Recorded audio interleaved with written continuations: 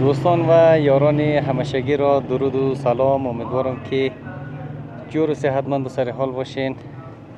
دوستا و هموطنان عزیز و گرانقدر، امروز همدم در منطقه بازار سنگ ماشه بالاتر از پل ممدک ولی سرک عمومی معروف در راسته تلفروشی.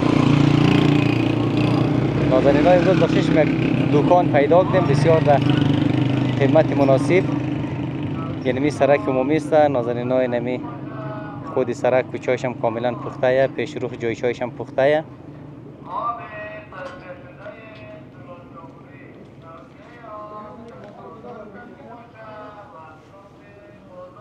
نازنین های دکانی که مشاهده مونین دکانش نو جور شده، فعلا با طور 100% قابل استفاده است.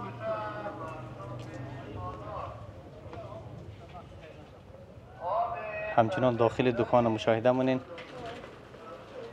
نازنین ها فعلا قرطاسیه فروشیه.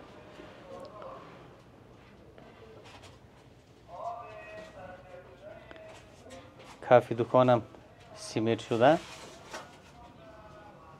و سقف دکانم نازنین ها کادر و چوب کار شده.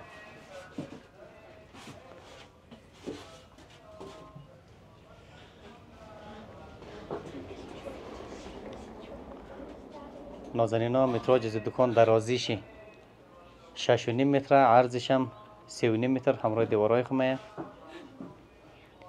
بسیار در موقعیت اساسی و کلیدی قرار داره.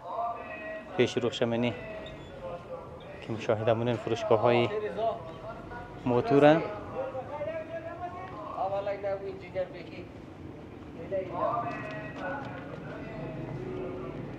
یعنی هم نازنین ها طرف بیرون دکان سرک عمومیه که قراره که نمی دکان هایی که پیش رو مشاهده مونین از پشت سر سرزی یک سرک 40 متر از زیر بازار سنگ ماشه طبق ماستر پلان امسال با امید خدا کار میشه.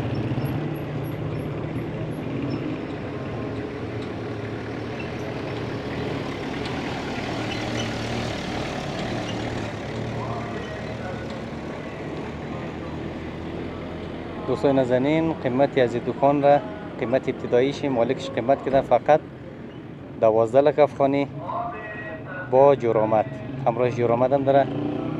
هر عزیزی که خواهان خرید از باشه شما میتونین با شماره‌ای که در زیر ویدیو نشر میشه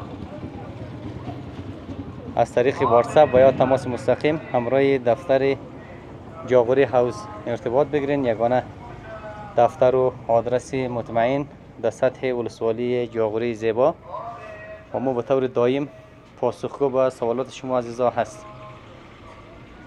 همچنان نازنینایی که همچنین جاهای تجاری و یا خانه مسکونی برای کرایه، گرو و یا خرید و فروش داشته باشد، شما نازنینا باز هم از طریق شماره تلفن همراه از ما ارتباط بگیرید.